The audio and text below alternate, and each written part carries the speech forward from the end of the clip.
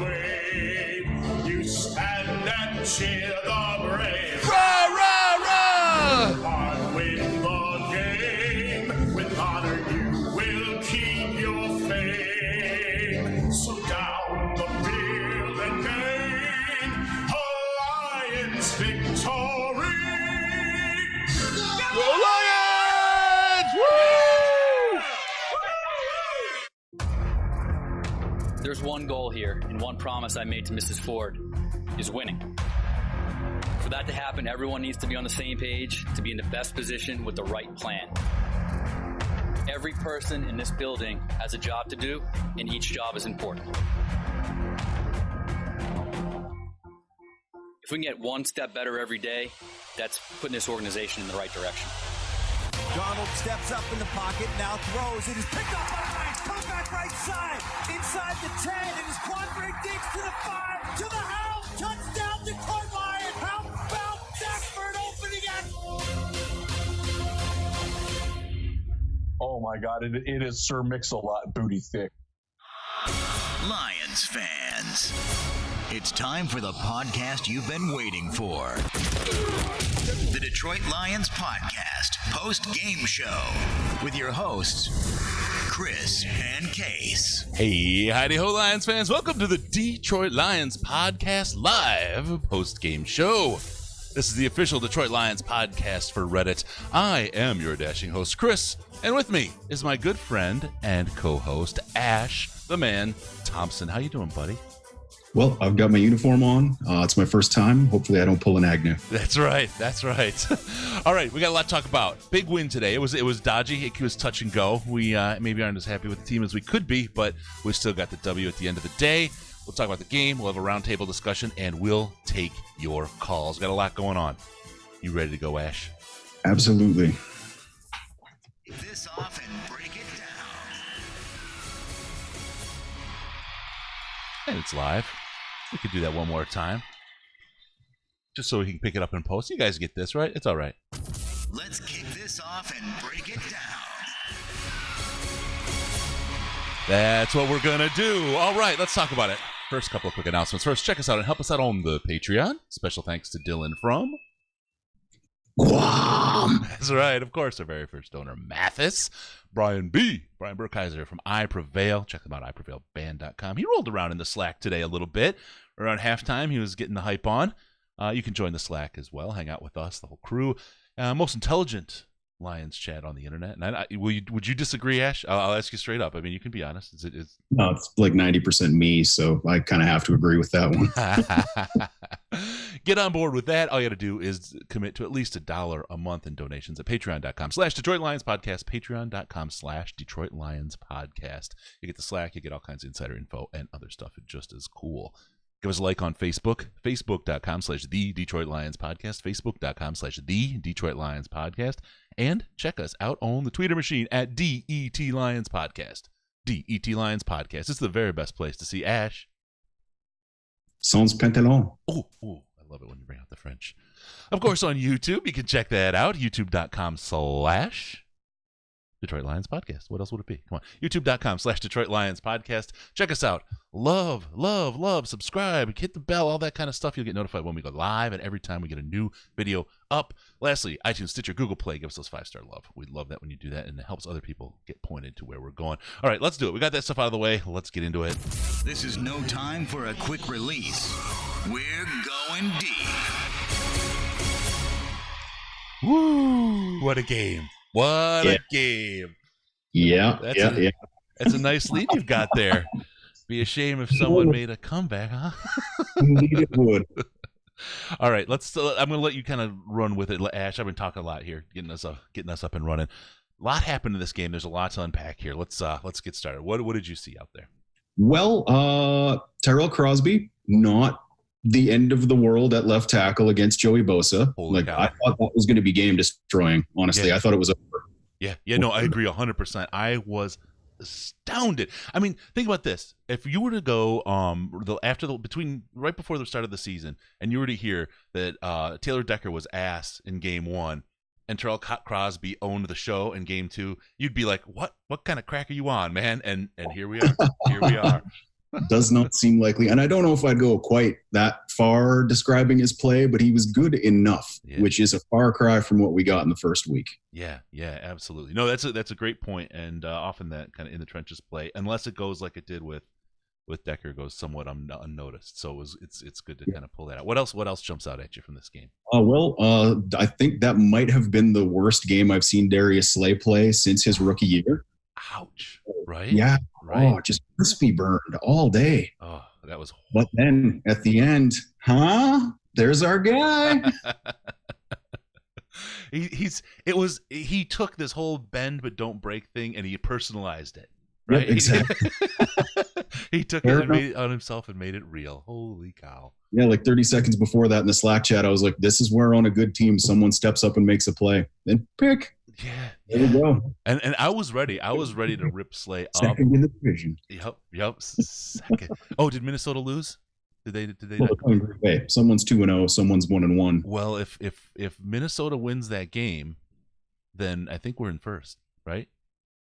Oh, no, they're going to be 2-0. Okay, sorry. Yeah, because we don't have a division record we'll be either. Right? Second, so, yes. Yeah. We will be second in the division. Okay. Math is hard.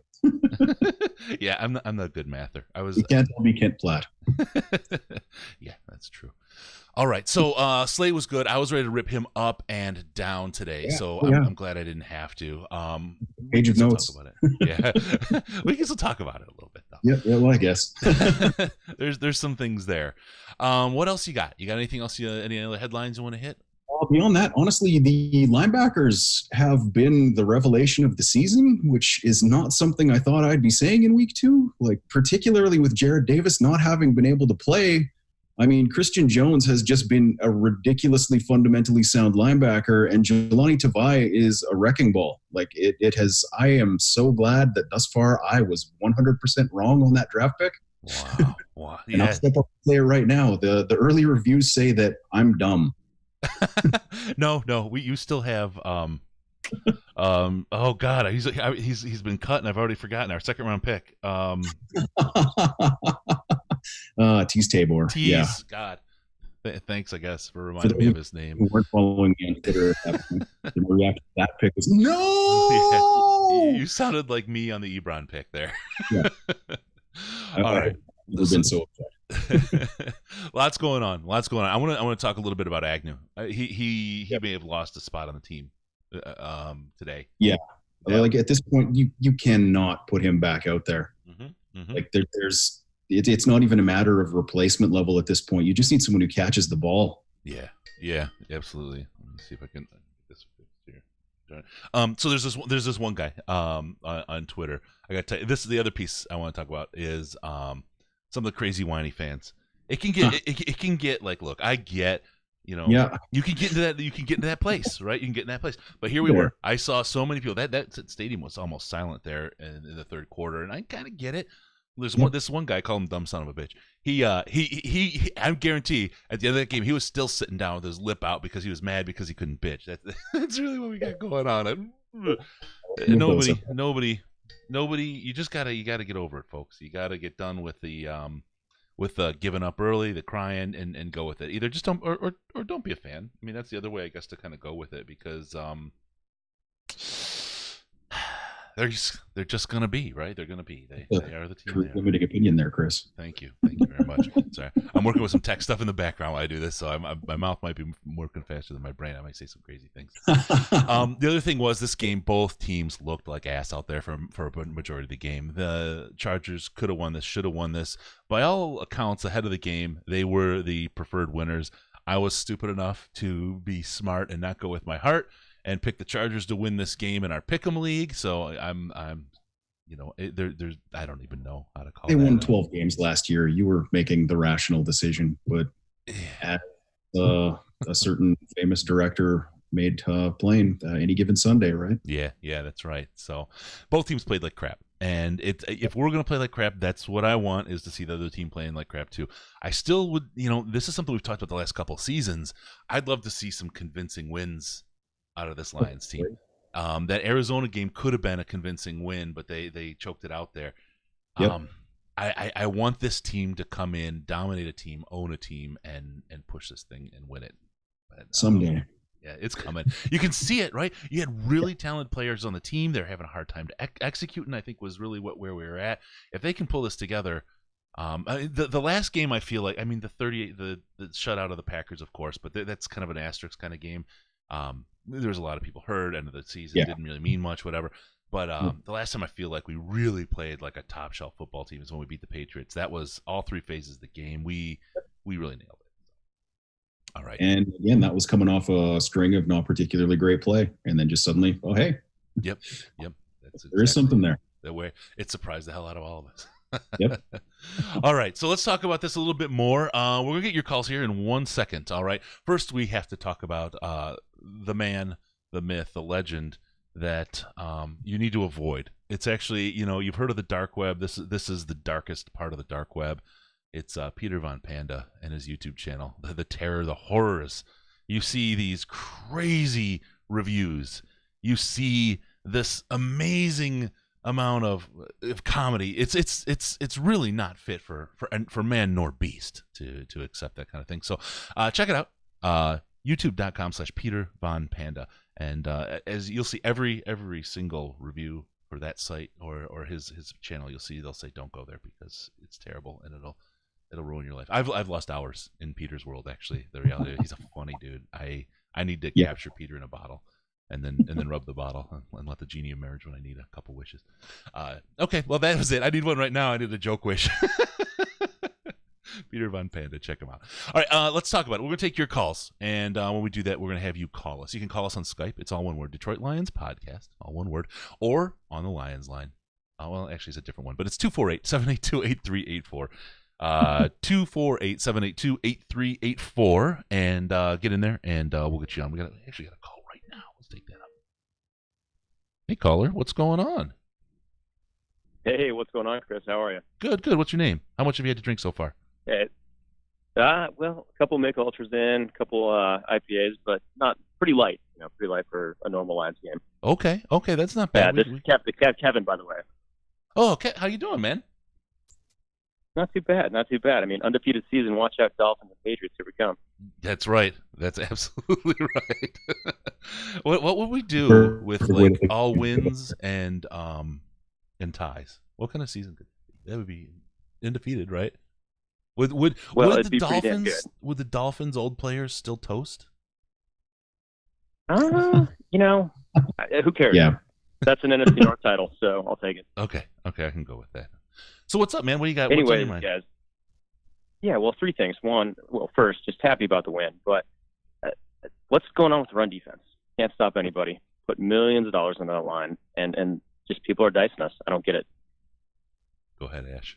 I think it's the thing where every single offseason a team wins in free agency and then goes 5-10 or 5-11, I guess. Bringing in a bunch of new guys doesn't necessarily always mean immediate success, particularly if they're doing different things than they're used to doing. Right. For example, Daniels, he's not really playing the exact same role he was playing in Green Bay. Like, he was an every down guy there. They're kind of substituting him in and out situationally right now. And it could just be that he's a guy who needs to get a higher number of snaps to be successful. I'll be honest with you, I didn't rapidly pay attention to snap counts for Green Bay last year, so I don't really know 100%. But just things like that, the way that Patricia's defense works, it's a very symbiotic relationship with the players that are out there. So some guys doing well and other guys not doing well sometimes isn't even actually the way it looks isn't always reflecting it. Like, there was a play, the second play of the game, if you want to go back and watch it, where Trey Flowers does exactly what he's supposed to do, but it looks like he gets frozen by the running back. But he has outside contain on the play, so he has to wait for the running back to commit inside before he can go after him. Then he jumps over another Lions defender and a blocker to make a tackle for a 3-yard gain. But on the surface, it looks like the running back was Barry Sanders and broke his ankles. But he actually made a spectacular play. So I think there's a certain amount of that. But yeah, you can't ignore continuously when the ball is going to get run and they get 6 yards. at some point that has to change. This team's not going to win a lot of games this year. Did you see the play where Snacks he got more penetration, I think, than he expected? It was like the middle of the first quarter. He came flying in like Superman and landed on that belly. I swear, I don't know why. I mean, but my brain, like my painted the picture of a bunch of Twinkies and King Dongs flying out of his pockets when he hit the ground, because he just hit so damn hard. It was pretty funny. So yeah, the run game has been difficult. Snacks has not been the Snacks. This is what worries me when I see a guy come in like Snacks did with a contract and say, "Hey, I want it," because it all goes back to Hedebo.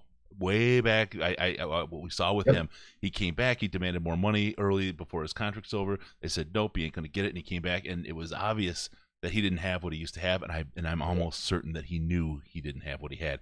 So the second they start asking for that early money, I worry about it. I would have been talking about Slay the same way today if it wasn't for that last play. Yeah, absolutely. And that's the thing. Two marquee players on the defense that did not have a great day today. Yeah. Slay was much better last week, but Harrison, it's been the entire season so far that he has just not been the guy who should have been holding out for money in the offseason. You know what I mean? Yeah. And that has to change. But there's something to be said for the fact that there is no workout you can do that prepares you to go up against other men in a football game. Like there's nothing where there is a 300-pound weight resisting everything that you do continuously. There's no substitute for those reps. So for Harrison, I suspect that's what we're looking at. At least I hope that's what we're looking at, as opposed to an Hedebo situation. Yep. Yeah, same. I don't think Snacks is lost like that. I want to be clear about that, right? But boy, let's hope it's not looking great. All right. So what else we got? I'm gonna go here. Hey, Kev, thanks a lot for the call, man. We'll catch you. Yeah, take care, guys. Soon. All right. Good one, Kev. Yeah. All right, man. Wow, calls are flying in. All right. Let's see. Okay, we got another one here. We're gonna go ahead and just pick it up. We'll take a call. How you doing, caller? What's your name? How much you had to drink? Hey, what's up, Chris? This is Dustin. I'm from Grand Rapids, Michigan. First-time caller, long-time listener. Hey, Dustin. And how you doing? Boy, I'm doing freaking fantastic, man. And I'll tell you what, I'm not going to even stop drinking, because that was a way to finish up a football game, man. You know, since last week was just an absolute bogus ending to that game. And obviously we touched on it a lot, that it was, it felt like a loss. And I'll put that down as a big L unless it somehow helps us out later on in playoff contention. But, this was a really good game. They had a lot of issues in the beginning, getting the offense firing off. And I was very shocked that we were not behind more than what we were at the time. So, yeah, it was just a beautiful win. Great way to, end this game and frickin' come out with that win. Yeah. Oh my God. Yep. It's funny. It's like the opposite of the Arizona game. We played for ass for so long, and then suddenly we turned it on at the end and got what we needed out of the end, right? And I thought that exact same thing. Yeah. And last week everyone's all angry. This week they're still angry, but we got to win. Yeah, right. Exactly. We were pissed off. Like they put us on that roller coaster for the whole time. I mean, obviously we should be kind of numb to this at this point, but it's just there was a lot of highlights and then a lot of lowlights too, man. And just to be able to complete that crazy, like threading the needle past the Galladay at the end to get that touchdown was exactly what we like. We want Stafford to take the reins off him, let him run wild, let him throw those crazy passes, because we all know that he can do that better than most quarterbacks in the league. Yeah, absolutely. Let me ask you this. Specifically, go ahead. Okay, that play specifically is a huge example of the difference between having Darrell Bevel and having Junior Bacon Cheeseburger as our offensive coordinator. On that play, the double posts, it's a simple concept. It's not difficult at all, but it's great when you have single high safety, because if you can't not complete that pass to somebody. And it's the kind of thing that Jim Bob Cooter never did. He always had one guy going deep, one guy threatening an area. Whereas with Bevel, it's continuously 2, sometimes 3 receivers going into an area. Like, I didn't love that 4 verts call just because of the down and distance last week, but he's doing things to get multiple people in an area where somebody is going to have to make a choice. And as long as Stafford is upright, he gets to see where that choice went and complete the pass. Definitely. He just threw that. I think the off. Yeah, and I think the offensive line played a lot better than they did last week. When minus the first 3 quarters, like when they broke down, but just a full 4 quarters of good offensive line play. And what I like really a lot, and I'm going to end on this for you guys, the Darrell Bevel offense. I'm loving it because they are coming out with a lot of different looks. This did not look like the same type of game plan as it did last week. Very unpredictable. And I think that it's got a very high ceiling, boys. And I thank you for taking my call. And like I said, I love the show. Long time listener. Have a wonderful rest of you guys. Sunday and Victory Monday. All right, brother. Thank you so much, man. That's a nice call. It's incredible. I can't believe people. Thanks for calling in. Sorry, I'm not Case, Kev. There's a lot to be said for not being Case. Fair enough. Junior bacon cheeser. I love it. Cheeseburger. God, I can't. All right, we got another caller. How you doing, caller? Welcome to the show. What's going on? What's your name? And how much you had to drink so far? Yeah, this is Andrew joining you from Dubai. Hey, how's it going? All the way from Dubai. Oh, yeah, very good, Chris. I just wanted to hope that your trip to India went well because I was the one who was telling you all the tips and tricks. Oh, yeah. Cool. No, I appreciate it, man. I had a great time. I had an absolute blast. I'm thinking about it as like a vacation trip rather than just a work trip where I can go and spend some time. The only thing I found negative about it was, I'll tell you guys, just a quick story, whatever. I was out at a bar overlooking the Arabian Sea, and it was cool because it was elevated and the water was crashing down on the rocks below and all that, and had a great time. Went to bed that night, woke up the next day, did my thing. About a day and a half later, these mosquito bites started showing up. I wound up with like 150 mosquito bites between my knees and ankles, and they were like blistering and stuff. It was crazy. They must have been swallow-sized, but other than that, it was a perfect trip. Well, I'm joining you now at about 12:30 in Dubai. Just finished watching the game, and I got to say we got a lot of breaks with the missed field goals and the interception late. But I got to say that one of the things that concerned me a bit was our run defense. If you look at our defensive line, the way that the defense is supposed to operate is for them to suck up a ton of the blocks and allow our linebackers to have free reign on the runner. But it seemed like the offensive line kept getting to our second level and blocking our linebackers and springing the running back for a few more yards. They were getting 5-6 yards of carry. And that was a bit concerning because we spent money on Trey Flowers and, Snacks Harrison, and I didn't really see them do too much today. What do you guys think? I agree 100%. We talked a little bit about that with the last caller. It was just, it's not the run defense we want. And I can tell you that line has not looked like we've expected it to. Daniels is he on the team?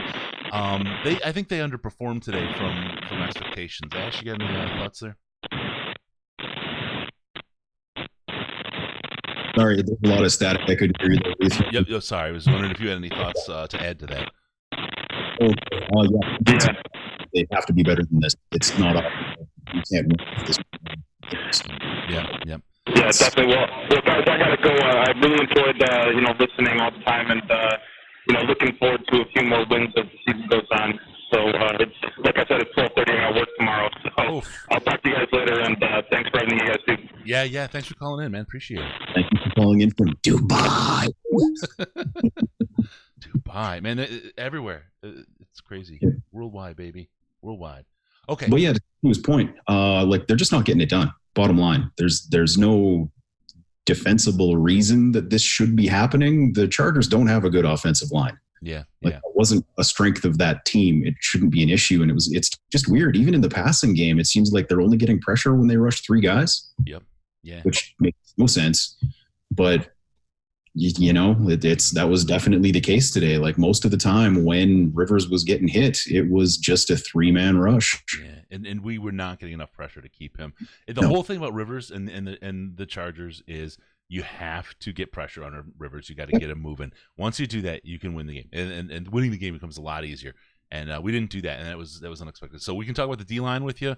We can talk about what position should replace Agnew. That one came up in the chat. What do we want to do? I mean, that kind of leads me to, do we want to get Zenner back? Of course, because I love Zach Center. But the reality is, we don't need it. The 4 running backs today look stellar out there. I mean, that was amazing. There were 4 guys that were functional running backs.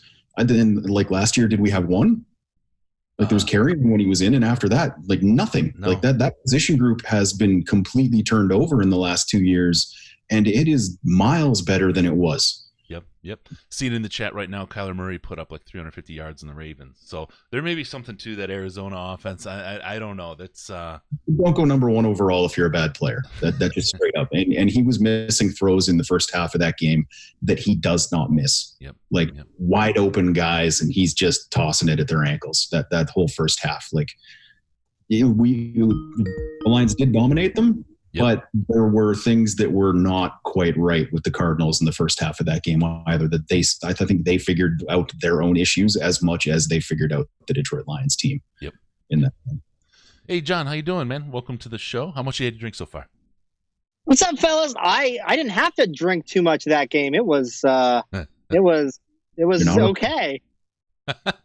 So just like 10 beers. Okay. Just an average amount. You're a better man than. Well, actually, I haven't had anything to drink yet either. But I'm on super dad duty right now, so I'm not allowed to drink in during the day.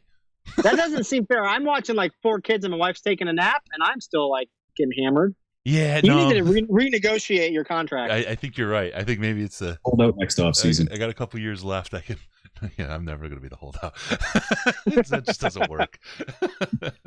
I missed the start of the show, so I don't know what you guys covered so far. Go ahead. But I think the thing I want to talk about, because the difference between this game and last game was special teams still sucked, but this time we made an adjustment. What did we do? We pulled Agnew, we put in Amendola, and he looked good.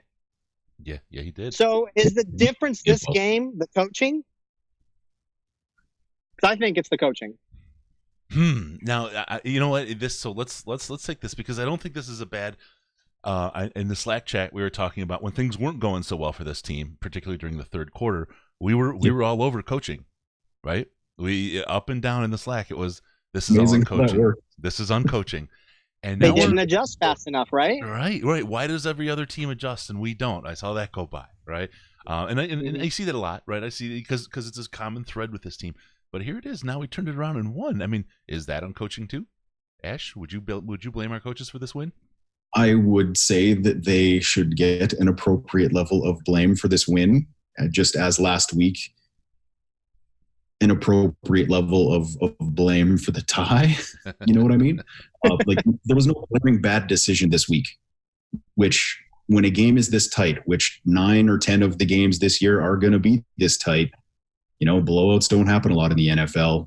That one bad decision can be the thing that turns the game. And last week, that's frankly kind of what happened is yes, it was only one error in just a litany of errors that the entire team made, but it's a glaring one, and the head coach can't make that error. Right. Like the farther up the chain you go, the smaller the margin for error is. The expected level of ability and behavior just grows as you move up. And this week there was nothing. There was nothing, I would say, where Patricia didn't make a mistake. There were people all over various social medias and whatnot complaining that the Lions weren't calling timeouts right before the first half ended. And that turned out to be a spectacular decision, because 3 completed passes later, if the Chargers had one more play, they probably score some points there. They ran out. They could have scored a touchdown if they'd had enough time to take shots. Yep. Yeah. The defense just was not having it at that point. There was nothing there. There's a question. There's a question coming through on the Twitter right now. Do we have a left tackle controversy? I think that's I don't know about a controversy, but it's a valid question at this point, right? Yeah, I think we have a enviable situation where if Taylor Decker is not healthy, you don't have to rush him back. I would say that's as far as that goes at this point. And to make it a controversy, Crosby has to pick up his game a bit from there, because there were periods where, like on the play where Stafford had to roll out to the right and ended up getting caught from behind by Bosa. Right. Crosby had him engaged, and then Bosa just went through his arms. But it is Bosa, remember? I mean, I know. This isn't like that's why so many people missed on the draft evaluation of Bosa, is because he will not expend effort on a play that he isn't going to be able to make. You know what I mean? He'll just stand there and just fist you and hold on. And that was a terrible phrasing on my part. But. Phrasing. He had one holding penalty. Yep. Maybe the whole game, one holding penalty, which is way less than I expected him to get. And I think we should give him some credit because he looked bad in the preseason, but he looked bad when he had to play with the rest of the second stringers. And I mentioned this in the Twitch or in the Slack chat. Last year when he had to fill in with the rest of the first stringers, he played adequately. So I do think he gets some props for, coming in and playing well, all things considered, against a good pass rush. And let's also we talked about this in the Slack, John, too. We have to give credit to the coaches on that fourth down play, the fourth down pass play that kept that drive alive for the Galladay touchdown. They trusted Stafford, right? They talked last week, trust me, right? And it's like, oh, there's going to be trust controversy, right? And it's like, okay, I probably not, but we'll see how the story goes. There will be if the media gets a chance to sink their teeth into it, right? And they absolutely trusted him there, and he delivered. And I think that if there was anything to the whole trust controversy thing, that solved it right there because everybody. And they weren't conservative; they were aggressive. They, passed for the third down to seal the game. They, went for it on fourth down, and that was, again, what did we complain about last week? They went conservative way too early, and that's part of why I think the coaches deserve a lot of credit because they definitely made some adjustments, and it allowed them to beat a good Chargers team. And right now, Kansas City's losing to the Raiders, so we could be fine these next couple games, guys. I don't know. Yep. I am super pumped. I will head on out. Great job. What a game. Love you guys. Keep up the good work. Thanks, John. Really appreciate it. Love you too, man. Oh, all right. So here's something to think about. Not only was the coaching good, but as John was saying, how last week the things we complained about were the things they brought around this week, right? The armchair coaching was top tier. I mean, the armchair coaches put this team above and over the top. Hey, caller, what's your name? How much have you had to drink so far, brother? Or sister? What's going on, man? Thank you for taking my call. I'm Brad. I'm from Oakland, California. California. I miss it. Oh, yeah. Only once, but I miss it too. I was, first of all, thank you for taking my call. I appreciate all that you guys do. You, Case, and even Riz, but especially Ash. Well, not especially, but thank you, Ash. You were the first person once I joined the Slack. You were the one that, welcomed me to the Slack. I appreciate that. It's happy to have you. When these guys say that this is the most intelligent, forum for the Detroit Lions, they really mean it. So I wanted to just, promote that. But thanks, man. First and foremost, I wanted to do that and give you guys, some props. But I wanted to focus on the 2 INTs from Matthew Stafford today in the game. Yeah. Is it more or less, a miscue, or is it like a forcefulness, from the sidelines? Yeah. Well, I guess maybe that's not a good way of putting it. Is it, the team, trying to figure out, is it frustration or is it a miscue between the field and the sideline? I wanted to get your point of view on that. Sure. Is this something that stems from the sideline? Is this Bevel, or is it Stafford's frustration, or is it wide receiver to Stafford? I figured maybe Stafford's heaving it, but he's not. He's giving them the chance, and they're getting their opportunities, but they're not actually fulfilling that. Sure. So I'll leave it to you guys. All right. That's my point of view. No. I have some thoughts, but I'm gonna let Ash go first because I don't know. Mine's probably gonna cause other calls. I was out of the room for the first one, so I can't speak to that, but I can talk about the deep ball to Jones. That looked to me like vintage 2012, 2013 Stafford. That was just a bad decision. There's trusting your guys to be able to make a play, and then there is putting your guys in a bad position where they can't make a play. And it was not a good throw, first off. Like, he just put it too far out there so that the safety could get there, and Jones really never had a chance to do anything on that one. It was just a bad choice. I'd say the first throw was the same way. And there's something about, and I'm going to start this out with, I absolutely love Matthew Stafford. I'm a massive fan of Matthew Stafford. I think he has all the traits and qualities that can take a team to the Super Bowl. He needs some good people around him, but no, every quarterback does. Aaron Rodgers has been to one Super Bowl, right? Yeah. And everyone talks about how great he is. It's because he's surrounded by great people. That's what he needs.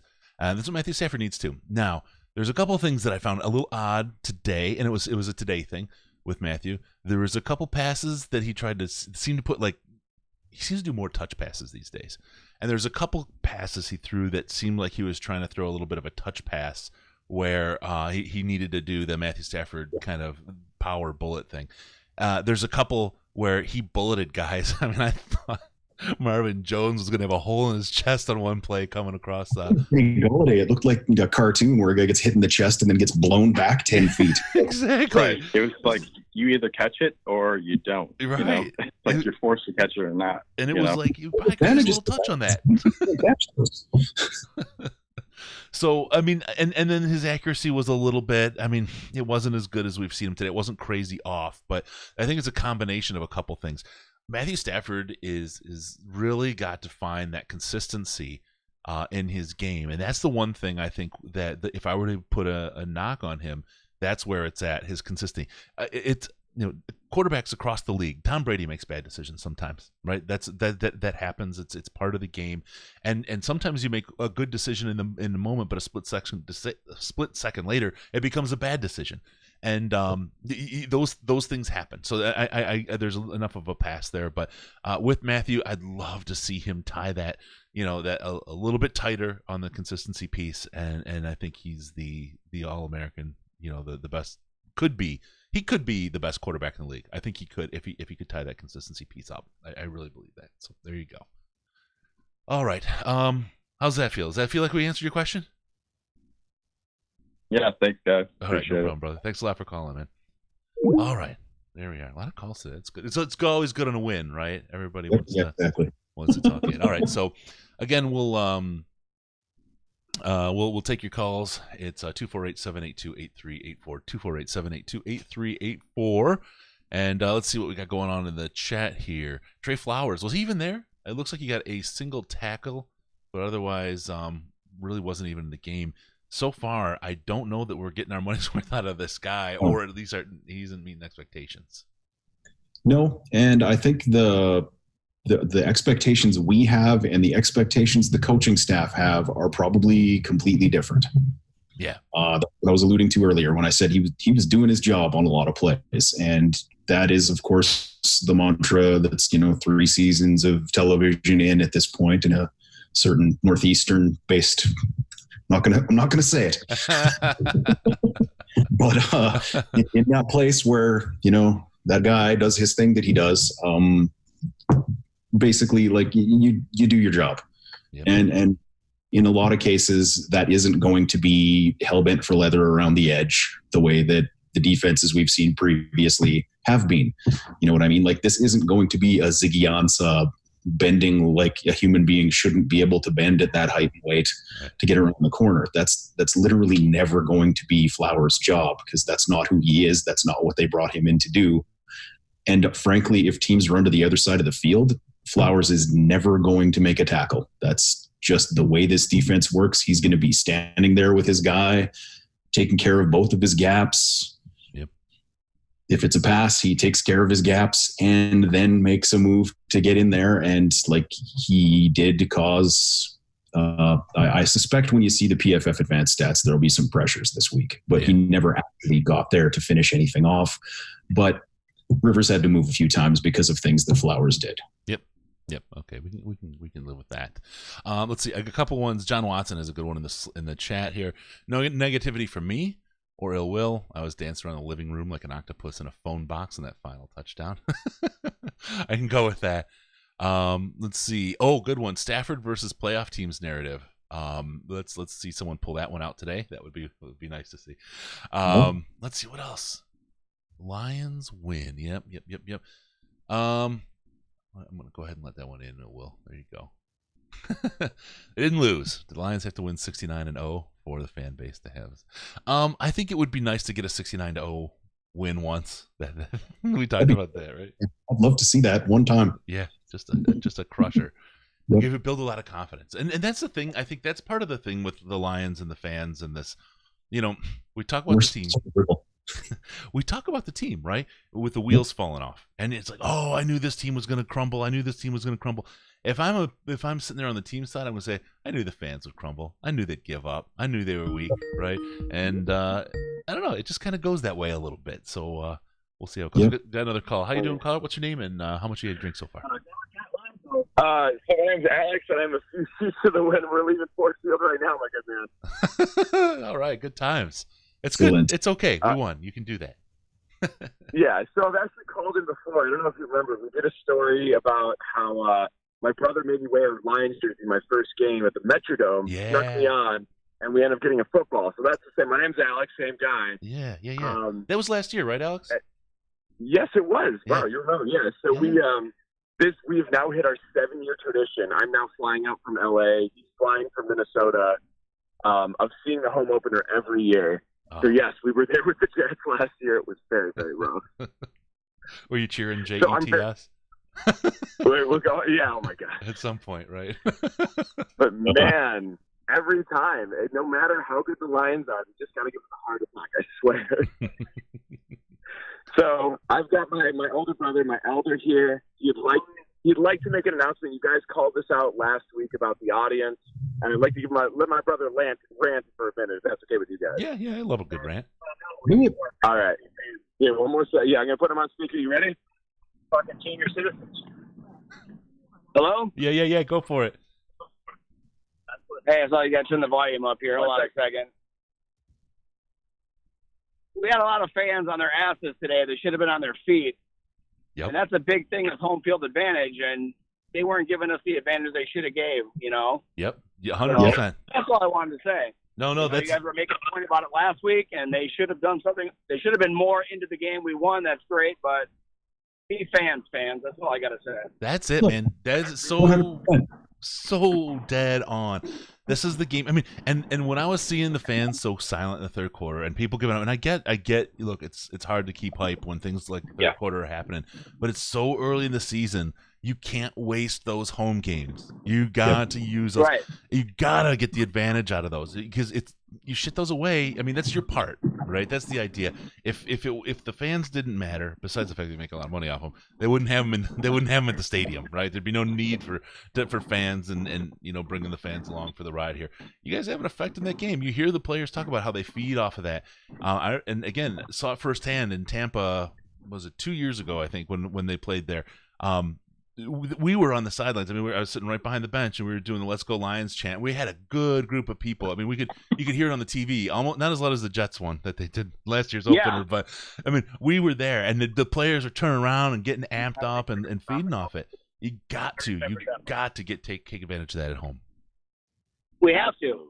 I come out. This is my 7th year coming from Minnesota in a row, and I do more than people that live here. They take it for granted being here. I think we need more people from out of town, I guess. I don't know, but everyone needs to, really take advantage of having a home field advantage because right now, today, it seems like a home field disadvantage because our fans were not on their feet. They were on their ass. I know what would do it. I think everybody needs to go to DetroitLionsPodcast.com/store and check out the Hockamania shirt that came out today. Yeah. Hockamania. So, Chris, before I hang up the phone and stop hijacking your show, you're currently living in the Los Angeles area or California, correct? No, I moved. I moved to down in Florida. I was about to say, you've got a free road trip ride to Oakland because I'm going to go to the Black Sea before it moves over to Vegas, get my ass kicked in Honolulu. I was going to be like, you're welcome to join me. Well, here's the story. I've got a possibility of being there. I've got a thing they want me to do, and I'm going out to Oakland, or actually to Foster City, which is right by Oakland. The week after the game, and I was like, I could fly out early. Now they threw in this, you got to stop off in Phoenix on Monday thing, which would screw it all up. So I'm trying to weasel around all that and make it work. If I go, I will put a scream out on the podcast so we can get a group of people to watch each other's backs on the way in and out of the stadium. Put it out. I'll be through fast. We'll all be there together. We'll hold each other's phone. We'll let you guys go. Thank you so much. Good line. So good to get a first win. We're still undefeated regardless. guys have a good one. We'll hang up now. Awesome. Thanks a lot, guys. Appreciate it, man. That's great. Love that kind of stuff. Yep. So yeah, I do want to mention that. Yeah, we did launch a Hockamania shirt today. So the greatest thing that's ever come out of the Slack chat. It really is. It's straight out of the Slack, and you guys got to check it out. It's awesome. So I think it's DetroitLionsPodcast.com/store, and you can see it it's in the men's t-shirts. We'll get a women's version available for you ladies as well shortly. It's pretty cool though, and it is. We didn't get the Hawk hype this week, but that's okay. It's because the shirts weren't out. Now they're out. People get the shirts on, and we will see the crowd and the Hockamania taking hold. All right, we got a call here. Caller, what's your name and how much have you had to drink so far? This is Nate. Just coming back from Ohio. Picked up a couple 12 packs of Yingling on my way back. Good choice. I love Yingling. And unsung hero of the day, Jelani Tavai. Yes, getting that stop, that punch on the goal line. Yep. Once we get Jared Davis back, him and Jared are going to be a 1-2 punch combo that is going to scare the league. Thanks for the call. Listen offline. All right. Thanks a lot, man. Yeah, I think a lot of people are going to have to start choking on that Hawaiian punch. Those Tavai haters. First among them. Wow. Yeah. Yep. You're going to be drinking high C. Great. Like, I got nothing bad to say about the guy. I mean, it hasn't been perfect. You know, there are plays where he's a little out of position or something, but I mean, like literally every player in the NFL is going to have plays where he's not doing the exact right thing every single time. Sure. Overall, you could not expect more than this from a rookie. No, you know, I mean, it's really just no way. I mean, so I may put in a little stretch here, so you can buckle me back down in my seat. That's fine. But the play we've gotten, okay, I'm not saying the player and everything else, right? But the play we've gotten out of him so far, he's playing like he could have been a first round pick at linebacker. Yep. Late first round. I mean, I wouldn't say number one overall, but no. The production that he's put on the field is above where he was drafted, and I'm absolutely happy with that. So we'll go with that. All right, so we got a lot of stuff going on. Jared Davis, having gets a bad rap for having to learn a new defense every year. I just can't wait to see him get in. He's gonna be awesome. He is going to be awesome to have on the field out there, and Deshaun Hand, having him there as well.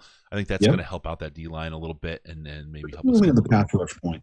Yeah. Like that's one of his main roles is to be the guy who can bounce inside and out and get rushed from all 5 different spots on the field and that kind of thing. And they just don't have anyone right now who can do that. Like they've been lining Romeo Okwara up as a defensive tackle quite a bit, and that is just not his game. Right. Like there's not really, that shouldn't happen. He's had some flash. But you're right. It's asking a lot from him. Kennard looked good out there today. He had some flash as well. He's doing well.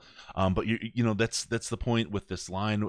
I was hoping to see, we have a lot of guys that do their job really well, but haven't been big pass rush guys historically. Get them all together. I figured someone was going to get loose, right? And maybe it is the case where you need that guy who knows how to get loose with regularity. And the drink. We'll see with Deshaun. We'll see what he does. I think that's only going to help. So, all right, let's keep looking here. We'll take your calls, 248-782-8384, 248-782-8384, or you can get us just on Skype with Detroit Lions Podcast, all one word. How many times did Stafford get taken down today? From Quentin Quinney in the chat. He was 0, 1, or 2. I think it was 2, but I don't have a count on that. I can't say. No sacks. Don't have him pulled up, but yeah, that's not much. Like that was, and weirdly, he didn't have as good of a day passing, despite the fact that he wasn't getting shelled constantly. Like it's just one of those things where like it doesn't make a lot of sense, but that's just how it worked out. Like last week, he was under fire continuously, but had one of the best games I think I've ever seen him play, actually throwing the ball. And then this week he just kind of came out and he was mostly good with 2 really bad choices, despite the fact that he wasn't getting hammered all the time. Right. So it's one of the things we've always known. Like he's the cardiac kid. You know what I mean? If there's no pressure, he doesn't do as well. Whereas the more pressure you throw on there, it just seems like he just rises to the occasion when the occasion is available. Yep. Wings fan 1. Yeah, we went to the Tampa game together, had a lot of fun. It's always cool to meet Redditors because you never know what you're going to get, right? It's like a box of chocolates, I guess. But no, it was great. We had a blast out there, had a really good time. Drew Brees just hurt his throwing hand out of the game. That's a good one. Shirt is sweet. What else? I'm just going right through. Ty Johnson looked good. Yes, he did. Good stuff. All right. Isaac also looked good. Like that's again, all 4 running backs had moments. I mean, like CJ Anderson probably had the worst day out of our 4 running backs, and he wasn't bad. I don't have the stats up for per yardage average, but he had a couple pretty good plays and a couple not so great plays. But if that's your lowest point in your top 4 running backs as a guy who just did okay, that's a pretty good day. Yeah, absolutely. Hey, really quick, I'm going to go into something here until a caller interrupts me. I'm going to talk about Fanatics, SeatGeek, Amazon. We made all these easy, and it's a great way to support the show. We've talked about this a little bit. We want to support the show so you guys can do stuff to, you get a benefit out of it, not just straight throw money at us kind of thing, right? And if you want to throw money, it's Patreon's the way to do it. We appreciate it. Don't get me wrong, but we try to give you back the slack and some other stuff along the way with that as well. But, Amazon.DetroitLionsPodcast.com, Fanatics.DetroitLionsPodcast.com, and Tix.DetroitLionsPodcast.com. You can get anything from Fanatics is obviously all your sports gear, memorabilia, the whole thing, any team, pro, college, you name it, any sport, it's all there. Amazon, of course, everything else that isn't sports related, it's all there. And then Tix, we haven't talked as much about them over the years, but it takes you to SeatGeek. And it lets you pick your seat. You can go anything. It's not just sports. It's concerts. It's ballet, the whole thing. Anywhere you might want to go where you got to buy a ticket, head to tix.DetroitLionsPodcast.com. Any of those things .DetroitLionsPodcast.com, and it'll get you there. It throws a little cookie. We get a kickback, and you get the stuff you're going to get at the same price you were going to get it anyway, right? So I mean, you guys you're going to do it, right? You're going to do it anyway, and you can do it and help us out along the way. And we appreciate all you folks that are doing that, using those links. So thank you very much. No one called and interrupted me. They love the commercial. They love the commercial. Apparently, yeah. It's everybody's favorite part. You're going to do it anyway, right? Well, game sucks. They don't want to hear us talk. I'm not calling because you were going to do the commercial anyway. Doing those commercials. All right, let's see. I got a couple other things. Again, that 4th and 1 on the coaches, that was absolute magic. Love that. Yep. Let's talk about what position. Okay, so you're talking about a roster, 53 people. You got Jamal Agnew, who I don't think is going to make it to next week. I would be shocked at this point. He just hasn't done anything good. He was burned repeatedly in coverage last week, has been bad on more than half of his returns, like whether it's deciding to take a ball out of the end zone and only getting to the 19 or actually physically dropping the ball that hit him in the chest indoors. There's been no positive, and there has to be some positive or they can't keep the guy. And like, he is literally roster spot number 53 right now, as he has one job. He's the return guy. He can't do anything else. Right. So at a certain point, if he's not returning, there's no reason to have him there because he's not a good defensive back. He's just bringing nothing to the table at that point. And that is how you lose your very high paying NFL job. So let's talk about it then. Let's look at this team. We now have only 52 men on the roster because Agnew's gone. What do we look for? Where do we fill in 53 from? And what position do we bring someone in? Honestly, I think you don't want to long-term risk Amendola in that role. Right. Like, if you get rid of Agnew and you don't think you have someone else who can do that other than Danny Amendola, you need to find somebody. Nice. My turn. I get to start now. Stuff I have to do after I can't. But I mean, you can't rely on Danny Amendola. It would be the same thing as if you were going to play him on every offensive snap. Like, how many games can you do that before he's gone? Like, how many hits can Danny Amendola take? The answer is about half a season's worth. Like, that's the one thing that you noticed when he was out there is he is a much smaller man than Jamal Agnew. Like, and it's not even close as far as the physical size goes. So you got to find someone in free agency. I can't remember if Pharoh Cooper signed anywhere off the top of my head. That would be one I'd look at because I know he got cut earlier this year. Right. And he was the guy who beat Agnew out for the Pro Bowl and then couldn't go, so Agnew got to a couple of years ago. So that's a potential spot to look at. He's a wide receiver also, so that gives you a little bit more depth on that end if you're looking for it. But yeah, you just have to find someone who could just catch the ball. That's literally the only thing you need them to do. Great punt returner. If you get a touchdown, it turns the game around. Other than that, most of them are kind of in a acceptable level of variation. There's not much there. Yeah.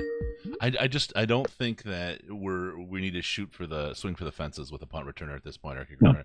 We just need somebody, like you said, who's going to catch the ball and not screw things up. Hey, we got a caller. I believe his name is Kent. Kent, is that true? Is that really your name? And how much have you had to drink so far? I've had 4 beers and a spiked seltzer. Please don't tell me I'm basic. Well, okay, you went with the beers first. That's okay. We'll credit we'll credit the caller. We're hydrating at this point. That's fun. My wife is also on the line too. Hi there. Hi, how you doing? What's your name? What's your name and how much have you had to drink? I've had 3 margaritas and that's it for now. I love a good She's a Ravens fan, but we don't hold that against her. No, not only like once every 3 years or 4 years, right? We're in the AFC. We held it against her a lot 2 years ago. Yeah. Anyway, so couple things today. First off, love the show. I listen every week. Thank you guys for putting it together. No, thank you. Anyway, as far as everything goes, are you guys more confident in this team? Less confident in this team? How do you feel about things going forward? And that's like my big sticking point, because actually the Cardinals looked really good today, having had to watch them against the Ravens. Sorry. But like, the Chargers did their best to out-Lions the Lions. And that's kind of where I am right now, is I don't know how to feel going forward. And I wanted to know about your take. Go ahead, Ash. I'll let you start. Well, where I'm at with this is, when you're driving home from somewhere and it's about a 30-minute commute and you get about 10 minutes in and you're like, I kind of have to go to the bathroom. This is starting out great. That's how comfortable I am with this Lions team right now. Like it just, I don't like either of these 2 weeks particularly.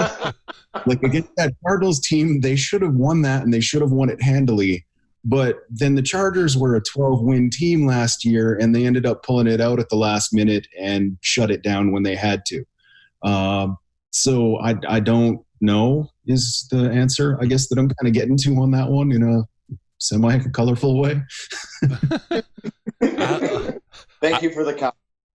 I'm not going to be nearly as good as that, okay? I'm just saying. I might go a little more football than P. But I gotta say, I feel pretty good about this team. I was a little nervous after the Arizona game that if there's I think about it in like almost betting lines or percentages or possibilities, right? Realms of possibility. And we thought the Cardinals were a really, really bad team, and we choked out and tied them. They seem to be a lot better than we expected. Did we have problems? Absolutely. Did we shoot ourselves in the foot and should we have won? Absolutely, right? So you still got that, oh gosh, what's going on with this team? But by the same token, we were 100% supposed to lose to this team. I mean, I forget what the percentage was on the pick'em. It was like an 80% or 90% the Chargers were going to win. And we took it and we held it close, even though we played badly, even though they played badly. We didn't play great the whole game. We played great when it mattered most, I guess. And that's what put us over the top. We're undefeated. I mean, we are second place in the NFC North. I did not expect to say we were undefeated after the first 2 games of the season. No, it's 1-1. And so as I kind of weigh my percentages and my hope factor, I don't know what else to call it. I'll come up. That'll be my version of the Raz, right? It'll be the how much hope do you have thing. I'm going to say it's higher after this week. And, hearing about what the Raiders are doing to the Chiefs right now makes me feel even better about, I mean, and again, we talked about where would we be after the first 5 games of this season, right? After we finish off the Green Bay run, none of the season kind of levels out a little bit. I'm looking at this and I'm like, wait a minute, this seems a little. We may be in a better position than we were. So hope factor is high. I don't think anyone had us at better than 1-3 going into week 5. Mm-hmm. And right now, the first we can do is 1-2-1. Damn straight. I'll take it. Although I don't think I'm as I think about the schedule right now. I don't know that we do go 1-2-1. Again, I feel like the Chiefs are beatable. The Eagles, I've got to do some more looking at. I haven't paid a whole lot of attention to them yet this year, and they're a team that, while they're more consistent than the Lions, they also have those weird swings where they'll have a season where you think they're going to be good and they're not so great, and then you have a season where they're mediocre and they do really well. So they defy expectations. I want to see what their trend is so far this year. I, again, haven't paid enough attention to really make a call at that, and I have to get ready for next week, so we'll see. Yeah. Either way, well, thank you folks for let me call in, and I'll hang up and listen to the rest of the show. Sweet. Yeah, have a good one, man. Thanks you and your wife both for calling. Yeah. Thank you. Bye. Have a great day. All right. I got and I don't want to sound like I'm not optimistic for how things are going. Like, this is better than I thought it was going to be. I was looking at the beginning of the season and going like, yeah, that's 1-3, depending on who shows up, but yeah, so we're already past what I projected. Right. And it all depends on your bladder size, right? Yep, it's a 30-minute drive. You're only 10 minutes in. That's where I'm at. Like, I'm okay. Right. I have this isn't great. Yeah. Okay. No, that's okay. No? I mean, you get the truck driver bladder, right? Where you're like 10 minutes and you're like, I think I might have to pee. You got another hour, right? You're okay, right? 30-minute drive. Not several hours. Right. All right, we'll pull in another call. I do want to say, before we hit the caller here, I just want to say that the Chiefs being at home is I think a key part of this is in our potential success. I think that game now looks eminently winnable. So the Eagles are going to be the game that's really out there. Hey, caller, what's your name and how much you had to drink so far? Well, actually, I've not had anything to drink yet, Chris. But this is Brandon down on Ozarks. How you doing? Good. How you doing, brother? Oh man, I feel like I've been wrung out and hung out to dry and beat with a rug beater. But think about how clean you are now. I am a lot happier at the end than I was during the middle. Let's put it that way. Ooh, yeah. Wow. That was a tough one. That was nail biter, huh? I tell you what, I tweeted out, and I don't know if you really catch much of any of my tweets or not, but this game was starting to remind me of what Schwartz's defense was like. Undisciplined, and then all of a sudden would just make a big play like nobody expected, like when they caused a fumble at the goal line. And then I didn't know they'd be able to take advantage of it, because a lot of times they couldn't. And I'll be doggone if they weren't able to hold it together and get the game won. It's funny. My wife and I was going back and forth about this, and I said, boy, the long shot is we're going to have interception or a fumble here, because they're going to at least score a field goal, I'm sure, this close. Yeah. And she said, I bet they get a fumble. So let me ask you this. Let me ask you this, Brandon. Before the game, what do you think the Lions' chances were to win? Put yourself back in time. Where was your head at? Actually, I thought they had a pretty good chance because, man, the Chargers were beat up in a whole lot of key areas. Yep. But then when I heard Decker was going to be out, I thought this game's going to be very even. And and that's exactly what happened. I did not foresee a whole slew of flags, especially on special teams, because of just being undisciplined, man. Yeah. That's what caused Schwartz's downfall. If you remember, how many games did we see him actually have a lead, and then they just kind of fell apart and caused all kinds of problems, shooting themselves in the foot no matter what the offense was doing or the defense, and at the end wind up on the wrong end of a game score there. Think about this, though. And I thought, here we go again. Think about this, Brandon. The Chargers offense, and they were their own. They were better than our defense as far as stopping themselves. Those flags that they pulled all the way down. I mean, it was what was it? A screenplay and a handoff. I think they got them down to our 30. Right, in 2 plays they went down to our 30. Yes. And then they just kept getting punched with those flags. They could not execute for the life of them. That was fab. That was fab. I was all in. It proved that the Chargers also got a problem. Hey, Ash, by the way. But and now here's something that I brought up to another podcast, or was it? No, it was a radio station. I said the Lions always do this, and this is upset month, where teams you think are going to be really crappy all of a sudden rise up and beat a team that is not really prepared yet, and maybe even looking past them, or just simply are taking a little bit longer of getting their team squared away. as far as play and practice is concerned. The Raiders are just tearing up the Chiefs. Well, I don't know if they're tearing them up right now, and the Broncos are playing the Bears even up. The Arizona Cardinals, as good as the Ravens were last week, almost pulled out a win in Baltimore. The Seahawks actually did get a win. Let me see. They played Steelers, which I didn't think was going to happen. And just other games, you're looking around and you think, man, that's surprising. Well, it's this time of year. When we get into October, a lot of the experts say that teams settle down and start getting into their rhythm as to who they really are, and then you start seeing a separation. So right now, it's the Lions are actually the upset team. But the fans are upset it's too. Philadelphia. The week after that is Kansas City, and you never know, man. I mean, I never expected this team to win. I told them, I said right in the middle of the game, I said, this is one of those kind of games where the Lions lose. Everything about them, everything they were doing, they were shooting themselves in the foot and causing all kinds of problems, and it turned out that the Chargers also was doing the same thing, and before you know it, the one big play Slay made got it done, man. Yeah. Unreal. Yeah. Bend, don't break, baby. Yeah. He took that on a personal level. All right, man. Hey, Brandon, we're gonna get going. Thanks a lot for the call, brother. Great to talk to you again. All right, cheers, man. All right.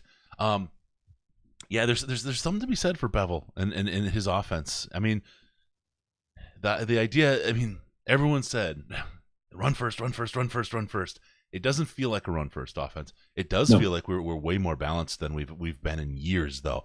And it's going to work offense. Yeah. Like if you watch that Kerryon Johnson touchdown, that was some Peyton stuff right there. Like that was literally like the offensive line. Everybody on the offensive line moved to a different part of the field and then set up the pass protection for that throw. Yeah. Which is something that never happened with Jim Bob Cooter. Yeah. Like he was literally running the dumbed down version of the Sean Payton offense that didn't do any of the things that make Sean Payton's offense work. Yeah. I didn't see much of a change from Lombardi's playbook to Cooter's playbook. I mean, there wasn't much there at all. No. If anything, it shrunk and got tighter. It got a lot more screens. Yeah, that did, and not good ones, not well designed ones like the carry-on toss. Like because that's a great play design. Yeah. Like the whole left side of the offensive line and the right side switch sides, and then you end up springing one blocker free, and that's really all you need on a play like that. Is the running back looks like he misses his block and goes like, "Oh no!" Catch, touchdown. Like it's the execution. It's not always great. Like that's the one thing with this is we are seeing a lot of things where it does seem like the guys are a little bit more confused because there's a lot more stuff going on and it's still earlier in the year and they haven't done any of this before. But when it works, my God, it's beautiful. It's like staring at the sun during an eclipse. You know what I mean? Like you just can't not look at it, even though it's burning your vision out frequently. It will be the last thing you ever see. It's that beautiful. You're going to look anyway. Yeah. No, that's absolutely right. And can you imagine as the season goes on and that confusion level goes down and the comfort goes up with that thing, and then even into next year, how effective this offense is going to be. Exactly like the defense last year. How much better was the defense in the second half of that year than they were in the first half? And right now, those are the growing pains that the offense is going through. So yeah, you're going to have some weeks where you're against a team that shouldn't really be able to stop the run that well, and you only average 3.1 yards per carry. Yep. But at some point, everyone's going to know what they're doing, and they're going to stop thinking about it, and then they're going to be able to just react. Like that's the beautiful thing about watching Ty Johnson run the ball is that guy's like, all right, there's the hole. Oh, it's full. All right, I'm going to go here now. And there's no blinking, no hesitation. Just he doesn't slow down. He doesn't stop. He just bumps to the next hole. Yep. Which is, and the play seems to be designed where that's what they want him to do is take a look. If there's nothing there, bounce it out and go. Just get what you can. As opposed to a bunch of jump cuts in the backfield, which has been the staple of the Detroit Lions offense for the last 4 years. Give it to a man standing still and start hopping around. Yeah, play exactly. Scotch. Yep. All right. I think we're gonna do it with that one. We got a good show in here. We broke an hour and 10 minutes. Ash. I think I'm going to say time flew. Than Cash, than Case, than Ash. All right, yeah, time flew. Great win today, fans. I'm telling you, this again, as we were just talking about. This has been a team, that's about continuous improvement and making changes and incrementally getting better all the time. Look back to where they all learned, where Quinn and where Patricia learned. It was from the evil group of evil, whatever, in New England. And those first couple games, they want to win them, but they kind of are scheming and building and tweaking for the last 12. And then when they have film and when they know where the league's going for that year. So I would be really, really happy. If you're mad right now and you have an undefeated team, then it's time to move on. Yep. Someone with a very short-term memory right there. Yeah. The other thing, 2 years ago, the Cardinals were kind of dark horse pick as a Super Bowl contender.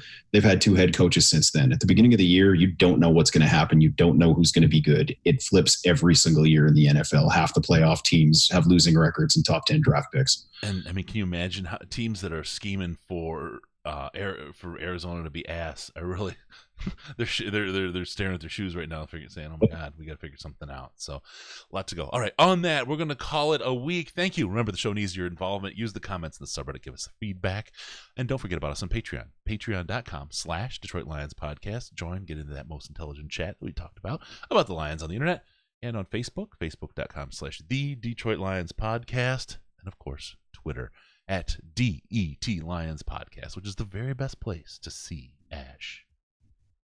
Sans pantalon. Yes. All right, give us a call on Skype, and we'll get you on the show. Detroit Lions Podcast, all one word, Detroit Lions Podcast, or use the Lions line, 929-33-LIONS. It's 929-335-4667.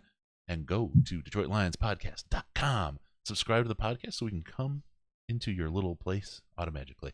Thank you for tuning in. We're going to see you next time on the Detroit Lions Podcast. Remember, baby, no pants, no toasters, and no hot tubs. That means no problems, because we're your Detroit Lions and Reddit connection. Lions win. That's right. Hey, everybody, thank you on the YouTube for tuning in and hanging out with us. Really, really appreciate you guys. Tons. And we'll see you again next week. We're going to do, I think it's going to be Wednesday this week. I think we're doing our regular podcast. I think this one's going to drop instead of Tuesdays. Case has got some scheduling issues. I want to have Dean on again to do some crazy calls of the week kind of a thing, and maybe do a little look back at some of the calls in the Lions game. Luckily, this week there wasn't a whole lot of crazy. So it feels like the officiating was relatively good this week with the Lions game. So we may talk about some of the other stuff. Also, we got something brewing. Ash and I were talking about. It's going to be that time of year. We want to help some teachers out, so you could join us with that as well.